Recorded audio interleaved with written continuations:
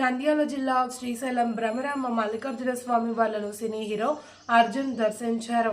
ఆలయ అధికారులు మర్యాదలతో ఘనంగా స్వాగతం పలికారు. అనంతరం మల్లనకు అభిషేకాది ప్రత్యేక పూజలను నిర్వహించుకుని అమ్మవారి వద్ద కుంకుమార్చన వంటి పూజలను నిర్వహించుకున్నారు.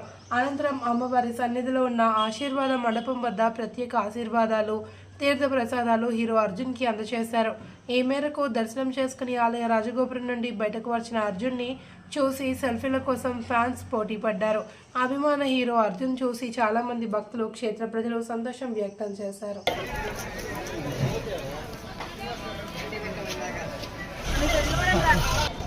సార్